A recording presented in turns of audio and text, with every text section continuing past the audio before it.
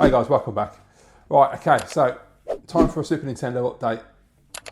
As you know, I've been buying PAL SNES, so I've got them on the shelf over there, and I've got two consoles behind me that you can't see. So I've got my PAL Mario World Pack and my Super Mario All-Stars Pack. I've also got a Japanese Famicom as well, Super Famicom. So it's been going alright. It's been going well. I've been enjoying picking up the games, playing them. I was playing Aladdin the other night, completed it in 2 days, absolutely loved it, fantastic. Played through Castlevania about a month ago, absolutely adored that as well. Having a great time with it. But I'm going to be honest, and you know, if you watch my channel for a long time, you know that really when it comes to Super Nintendo, I'm more about the American Super Nintendo. But in the last few years, prices of American SNES have gone so high, I just never saw that it would be possible for me to ever get back into that collection. So, you know, that's why I went with PAL, because it's easier to access the games, the prices are good, they've come right down again. I love the box art, I think the different colour boxes are beautiful. I love all the variants on the consoles. So I'm going to continue to buy those. I'm going to continue buying the variant boxes that I want. I still want the Starring pack, the Street Fighter 2 Turbo pack, and I want to get Super Pro Protector. Is one of the games I definitely want because that's nostalgic, same as my Castlevania in the silver box. So I'm going to continue to buy those. But let's be honest, American SNES, it's me. I mean, you know, back when I started on YouTube in 2009, up until 2014, I was building an American Super Nintendo collection, and that's what built my channel. That's what made me stand out in this group of retro gamers that were on YouTube at the time. And that's what you guys, if you're still around, were watching me for at the time. You know, I moved down to Somerset. I had a very small amount of American Super Nintendo games, which you can see on my very first video. And then over the time, from 2009, when I started on YouTube, to 2014, I started to rebuild a nice American collection. And at the end of it, I got to just over 120 box, near enough mint games. I had a really great collection of games. And I love building it, and the focus that it gave me, as far as a collector, was absolutely brilliant. Being able to share the hobby with you guys and the collection with you as well. And you know, every time one came in, I'd be able to do an unboxing, show what I'd got, show the condition. You know, you get the little story of how I found it, and you know, but if sometimes if I got a really good price, I'd talk about the price, and then I'd, you know, show you if I was happy with the condition, etc. And we'd have a good old chat about it, and then I'd do a little bit of a gameplay. And you know, through doing that, I got to experience all the games that I've played as a kid and was nostalgic for. But I've played a lot of games that I've never played on the SNES, and I got to play them for the first time, like R-Type 3. And I had a really great time doing that. But in 2014, things happened, and you know, life changed, and I had to sell my collection. I had no choice. So that decision was made. That collection went away, and I ever since then I've sort of dabbled. I've had a bit of Japanese. I've done the PAL thing a couple of times now. None of them ever really scratched that itch, and I've always wished I could have gone back and rebuilt an American collection. It wouldn't necessarily be the same collection, because there were games that I had back then I wouldn't buy again, because honestly I probably wouldn't play them. They weren't that interesting. I just bought a lot of games because I've never played them and I wanted to try them and see what they were like. So obviously, as I say, I've dabbled, and I've always wanted to get back into the American stuff. But after the pandemic, PAL prices went crazy. Over the last few years as well, American prices have gone crazy. And it got to a point where it was just becoming absolutely impossible. And I was resigned to buying PAL, and I was quite happy to do so. I enjoy playing PAL. The borders don't really bother me that much. I'm quite happy to live with that. You know, we get the bumping resolution, which is a nice thing. But, you know, that thought has always been in the back of my head that maybe one day I'll be able to buy American Super Nintendo again. And, you know, I made a video earlier in the year talking about, I can't remember if it's the one I talked about how I was collecting cartridges or one of the other videos, but I talked about the fact that, you know, American Super Nintendo is expensive and I'll just never be able to do it. So I'm going to be realistic about what I do. And a couple of people did say to me in the comments, actually the American prices aren't that bad at the moment. As long as you take your time, you could probably build a decent collection. And they were pretty much right. I mean, I've been looking lately, I decided to what I would do before I even got involved in this would be to do a lot of research, which is what I always do for everything in life. And so that involved me going on American eBay for several days, monitoring prices of different games, getting a feel for the market and understanding like condition, what I should be expecting to pay for a good condition copy with a manual. And you know, I only want, like I've always wanted, would be box, cartridge, manual. Anything else is a bonus, like reg cards, posters, bonuses. You get dust covers, bonus, the cart bag, bonus. But it's nice to have them, and obviously if there's only a few quid difference between a copy that doesn't have those extras and one that does, then I'm going to pay the extra and have those extras because it's nice. Especially the dust covers. I love the American carts for that reason. Not only the fantastic shape of the American cart, which is one of my, probably actually is my favourite shape out of the two designs, but the American carts come with those really cool dust protectors. And trying to buy those individually, and especially as an importer, that gets expensive. So if you can get a game with one, it really does help a lot. So I did a lot of research on American eBay. Then I went to obviously UK eBay, had a look to see what the market was like over here, because the American stuff is in very limited supply. It's if you're talking imports, you're talking Super Famicom. Japanese is way more popular.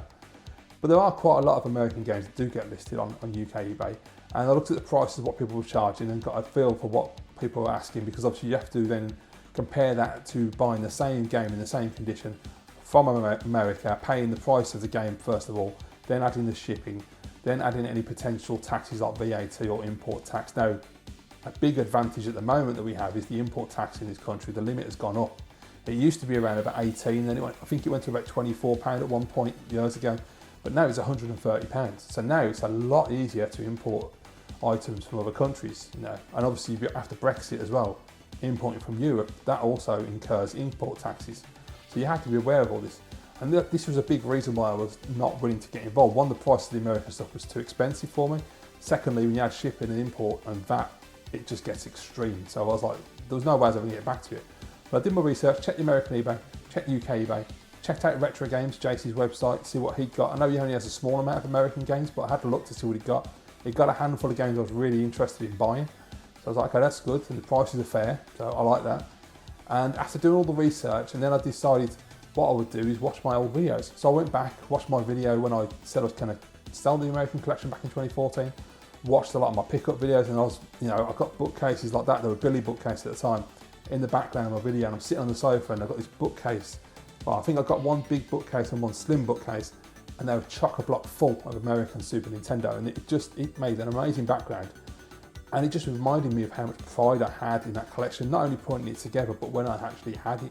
The amount of times, people have talked about this on YouTube many times about their collections, and the Super Nintendo is the one for me. All the other stuff I buy and play and I enjoy. But if I'm honest, the Super Nintendo is the collecting. That's the main collection for me. And I used to go into my room at night, just randomly, just go in there and just look at the collection and be like, I can't believe I actually own this. I cannot believe I managed to have the dedication and the focus to build this. And I was actually able to put it all together and have it look so nice on the shelf. And I'll just pull games off the shelf and look at the box, read the manuals, look at the screenshots, and just be like, man, if I could have imagined it as a teenager, I would ever own this amount of Super Nintendo games. So yeah, it meant a lot to me. And the more I thought about it, the more research I did, and I realised, you know what, it is viable. And really, if I'm going to really collect Super Nintendo, the only option for me personally is American. I will still buy PAL games because I like buying them, I enjoy buying them. And as I say, I want those two variants, the Street Fighter 2 Turbo Pack and the Starwing Pack. They will come at some point. But it won't be like a hardcore focused collection. It will just be buying games that I want and the console variants I want. American SNES will be the absolute focus from now on. Japanese, I'm not that bothered about, but there are a couple of exclusives I want. And there are other games that obviously in America are still way out of my price range. Dracula X being one. It's still, I think it's about 150 for a good one in Japan. Way more affordable than what I'm ever going to pay for an American copy. I just can't afford and would never really want to save the money up and pay the American price. I'd rather just buy a Japanese copy. Of course, as always, caveat, if an American copy by some miracle came up for 200 quid, would I buy it? Absolutely, of course I would. You'd be mad not to, but that's not going to happen unless the market crashes, and then we'll get very lucky and I'll be able to buy all of those big games like that. And I'm trying to think what the American name is called, Space Mega Force, Super Lest. That's another game that's incredible, but again, that's going to be one that I'll either get on PAL, which I played it back in 2018, loved, or I'll get it on Japanese, whichever is the cheapest option. I'm not really too fussy there. But the main focus for the rest of the games is going to be American. And so, after all of that deliberation, I made the decision to go for it. And I started looking at consoles. This is the problem. Games, no problem, they're affordable, to a degree. Consoles are not. They are very expensive still. So the hardware stayed high, but the games just started to drop down to a more reasonable, acceptable, affordable level. And when I started looking at consoles, man, Jesus Christ, you try and import an American SNES in the box. I mean, you're talking 200, 300, 400 for a box one, all down to condition and contents and all that. And the cardboard for those boxes isn't the greatest. So for them to have lasted and survived over the years is unusual. And to not have a yellow console as well. So you get all the condition you want, and say you're paying $300 US. You've then got to add on shipping, which you're going to be, I don't know how much that's going to be, what, 50, 60? Depending on the person who's selling it, they may go for the highest rate and it might be $100. Then you've got VAT, which is 20%. You've got import tax because you're over 130 quid. It starts racking up massively. So I was looking at that and I'm thinking, shit, what am I going to do? There's got to be an alternative option. I looked at UK eBay. One recently sold. It was just a base unit console, no game, no packing game. Really nice condition, all boxed, no yellowing, and it sold for 300 quid. And I thought, looking at what it would cost to import one, you can't argue with that. It's a fair price. And you know, it's a lot of money, but it's affordable. You can do that. You can save that up and buy that, even if it takes a few months. But I thought, is there any alternatives out there at the moment, any options? And I came across a guy in the UK who's selling a system that is basically a Super Famicom inside a clear, transparent American shell. So you can play American and Japanese cards straight in the console, no adapters needed, just like you would if it was just a normal console. So it is basically, it is a real Super Nintendo. It's a Super Famicom, but it has the shell of an American SNES, and it looks really cool. And it had been fully refurbed and applied brand new Japanese capacitors to it and everything, so it's all fresh and ready to go, and you know that you're most likely going to last you a good amount of years now the caps have been done.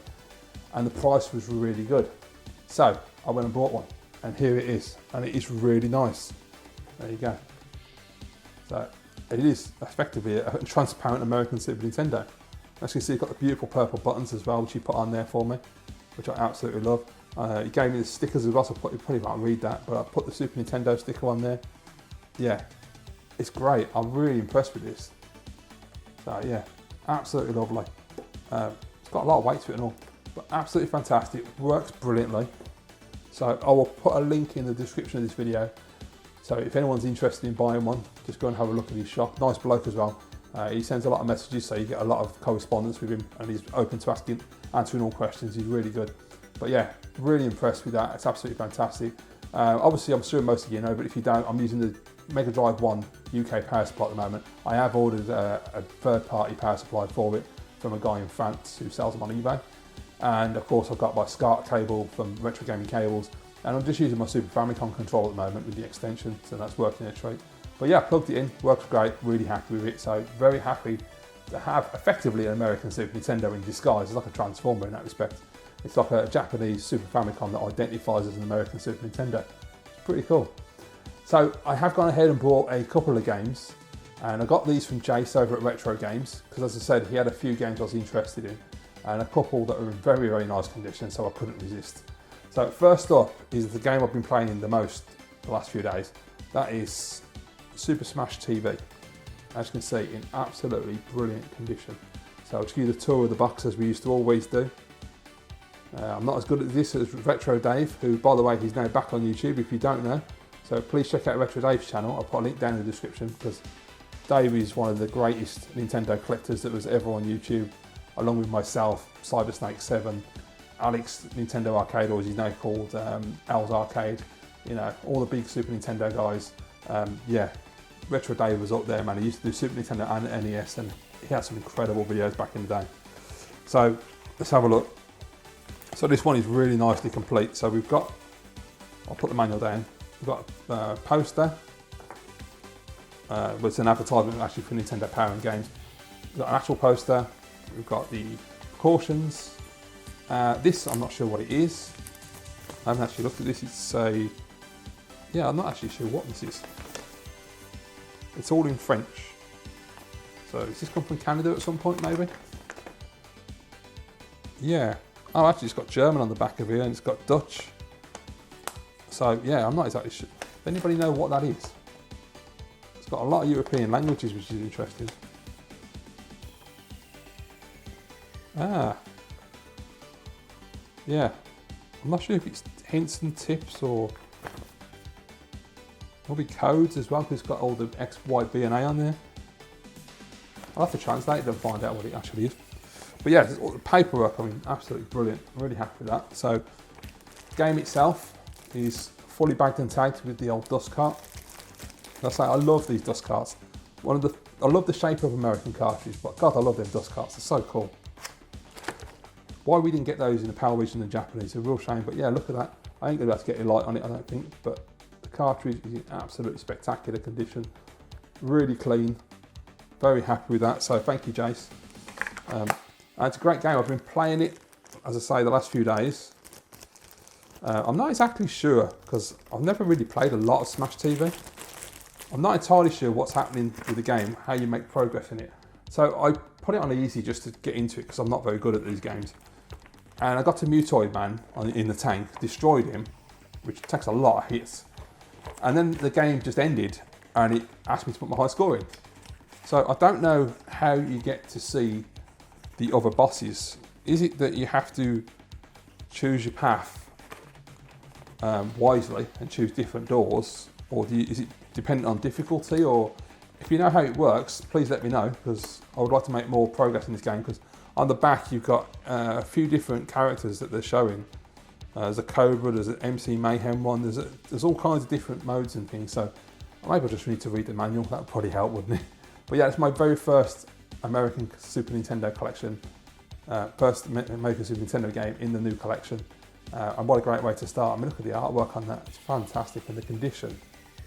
Yeah, over the moon with this one. So that's the first game. Second game I picked up from Jace is one I wasn't expecting to be buying anytime soon, because I've always found this game incredibly difficult. But lately I've been playing it and getting reasonably decent at it. And that is Super Empire Strikes Back. This is the JVC one as well. Made sure I got the proper JVC one. Don't want the, what was the, I can't remember what the other one was called. There's yeah, anyway, the whole thing with JVC. I was watching my video the other day when I sold my collection. I can't remember if it was this or Jedi. I think it was Jedi I was selling it on, because it wasn't a JVC and I'd replaced it with a JVC. Yeah, so I sold the original one I had, which I can't remember what brand it was, and I replaced it with a JVC. Because apparently back in the day I found out that JVC was supposed to be better quality manufacturing or something, I don't know. Anyway, but also just to have all three Star Wars games, you've got to have them consistently with the JVC and not have any different ones in there. But anyway, lovely condition again. Look, absolutely brilliant. Really flat box as well, which is nice. Lovely, lovely condition. Really happy with these. You know, Jace is very honest about his conditions, and he did a great job with these, I think. So I'll just open it up and I'll have a look. So again, I'll just put the manual down in a second. So yeah, this one's got a reg card, got precautions, and what is that? It's a poster. Yeah, we've got a poster with a 1-800 number on the back. So I'm not exact. Was that codes as well? Oh, that's t-shirt, the flogging stuff, right? Okay, fair enough. Yeah, then we've got the manual, which again is pristine, flat as anything, absolutely lovely condition. Yeah, it is colour in it, I thought so. I mean, look at that. That's what I'm talking about. That's quality in it. I mean, you just can't go wrong. Absolutely fantastic. Look at that, all the little movements on the character and on Luke. I assume that's Luke. Absolutely brilliant. I know very little about Star Wars, but yeah, it's really impressed. And the cartridge itself, even the tray's in great shape. That's another thing and all. I noticed a lot on American eBay. Instead of these proper trays, you're getting those aftermarket third-party crap ones where the top bit's missing. I hate those. So thank you as well. Again, dust cover. A lovely condition cartridge. So yeah, really clean. Absolutely spot on. Labels down. Very tidy. I'm really happy with this. And as I say, I've been playing it and it's really good actually. I've just never been able, this and Jedi I always found really difficult to play. Star Wars I can get to level 4 and I can't get past the boss. I always found it impossible. I've been trying so many times over the years. And I've got it over there on PAL, so one day I will eventually manage to do it, but I just struggle. But this one and Jedi I always found really, really difficult. I think Jedi in particular, you're in the canteen, aren't you, and it's rock hard. But this one, you start off, I assume on Hoth. I assume that's where it is. So I know a little bit about Star Wars, not a bleeding lot. And I was playing it the other night and I started to understand it a bit more. Like, so I found it, instead of pressing one button to jump, one button to use your saber, you can double jump, and when he rolls, you'll use your saber to attack enemies. And I managed to get off the first bit, which I don't think I've ever done, which is that's how bad I am at the game. And I got through to the next bit, and it's actually really good. The graphics are lovely on it. You know, lots of snow, obviously, because you're on half. It looks fantastic and played really nicely. So yeah, I'm looking forward to putting a bit more time into this and trying to get further. But what a great game. Look at the condition of that. I mean, you know, I'm not aiming to have them all as perfect as this. And I know I probably used to say that in the old days as well. And as you know, I was very anal about the collection. I used to get them as best as I could. And I always will try and get the best I can, but they all have imperfections. I mean, none of these are perfect. Look, I mean, there's imperfections there, but it's very minor. As long as it's not dented, crushed, got holes in it or anything, no rips, tears, I ain't bothered, as long as it's in nice condition, you know, and it's a loved copy. But I will always try and get the best I can. It just obviously costs as well. You know, the better the condition, the price goes up, so you have to be aware of that. But I'm not saying I'm going to have them immaculate like that. I say, I was lucky because Jace had them in stock and they came with the bags and the dust carts and all the paperwork. But generally I don't look for that. I just look for the box cart manual in good nick, and I'm happy with that. But I would like, if I can, to get a dust cover on the very least. You know, it's a nice bonus. Right, third and final game that I picked up from Jace is an absolutely brilliant platformer. And that is the Magical Quest starring Mickey Mouse. So an essential game really, you've got to have this. You know, I've got Castle of Illusion on the Jap Mega Drive over there, which is stunning. So I had to get this for the Super Nintendo. Again, in absolutely beautiful condition. So as you can see, so it has got some obviously like little bits of wear there, but I think that's just shelfware that causes that over the years. You know, but yeah, lovely condition. So look at the back of the screenshots and everything. The screenshots, yeah, they're pretty clear on this. I know a lot of the PAL ones, the screenshots can be blurry, especially on Aladdin. Aladdin was a terrible one for that one. Right, so take out the box. What we got? We got the Nintendo Power thing again with advertising the games. We've got quite a bit here actually. We've got a registration card. We have another poster. We have precautions leaflet, and then a really nice flat manual. I don't know where the hell Jason got these from, but they're absolutely spot on. Really impressive. So let's get a nice screenshot. Yeah, so look how much detail you get in these old manuals. Yeah, I'm not going to go on about the fact that we don't get manuals anymore. We all know it. We all know how annoying it is. But I mean, that is just, yeah, absolutely stellar. You really can't go wrong with this. It's nostalgia in a pamphlet, and yeah, it makes it all worthwhile. I absolutely love this stuff. So yeah, really happy for that. Game itself, again, is as pristine as the other two really. So good solid cart tray. Got the baggie. Again, dust cover. That's the other thing as well. Sometimes I've noticed over the years the dust covers can go quite yellow. I assume cigarette smoke causes that. But yeah, very clean, lovely cartridge. Look, absolutely crispy. Lovely, lovely cartridge. Really, I just love the American carts. I think they look really cool. I mean, all right, you can debate the console itself. I know a lot of people don't like the design, and I get it. The PAL Japanese one is a much nicer looking console, fair enough.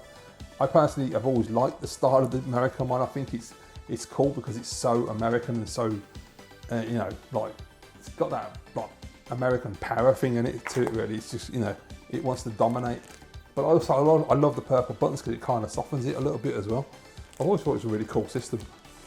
But, you know, as much as I like the cartridges that we got on the Japanese cart, the nice little round cartridges, they're really nice. There's just something really cool about this design, and the ridges in the cartridge as well, and the way it goes up on the top there, you've got the little step ups. Fantastic. So there you go. So that's the first 3 games in what is going to be an American Super Nintendo collection. Now, of course, these games are not cheap. Let's be totally honest here. I'm not going to pretend like they are, because they ain't. They're just not as expensive as they once were. So they are way more achievable and affordable over time.